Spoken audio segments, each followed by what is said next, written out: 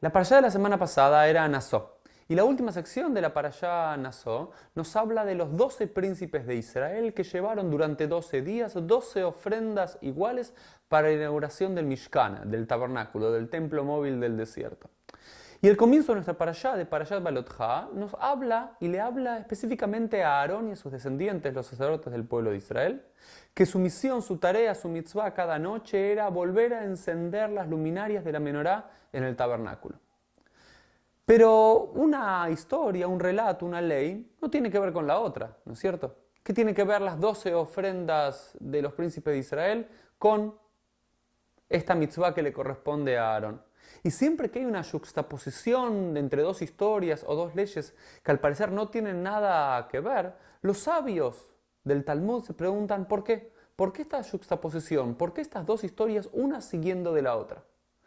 Y la respuesta nos la da que era que Aarón, el sacerdote del pueblo de Israel, proveniente de la tribu de Leví, se sintió mal, estaba triste, estaba casi ofendido de alguna forma. ¿Por qué? Porque había 12 príncipes del pueblo de Israel que pudieron participar en la inauguración del Mishkan, pero él, como líder de la tribu de Leví, fue excluido, y también toda su tribu, que no entregó una ofrenda durante esos 12 días.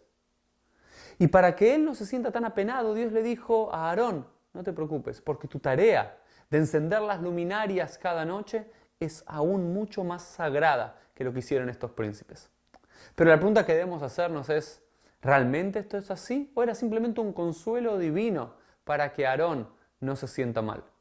De seguro los sabios nos dicen no era un simple consuelo, no eran simples palabras bonitas para levantarle el ánimo a Aarón, sino que verdaderamente su tarea de encender las luminarias era mucho más sagrada que los meros obsequios, regalos y ofrendas que entregaron los príncipes. ¿Por qué? Porque eso que sucedió de los príncipes sucedió una sola vez en la historia.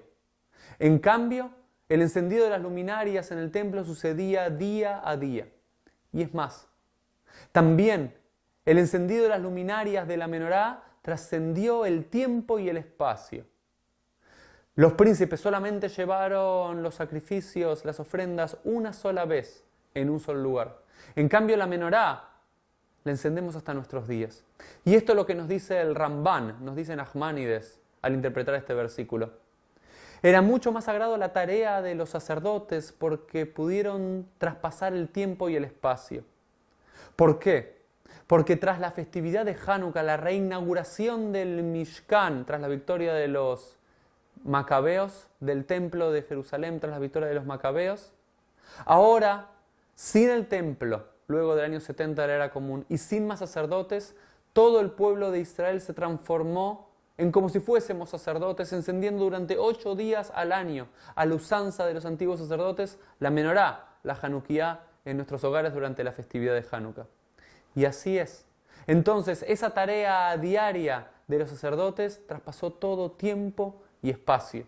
Y como nos enseñan nuestros maestros, los sacerdotes traían la llama muy cerquita, pero no encendían el pabilo, sino que dejaban que con el fuego y el calor se encienda por sí mismo la llama. Y eso es lo que hicieron los sacerdotes en el pueblo de Israel.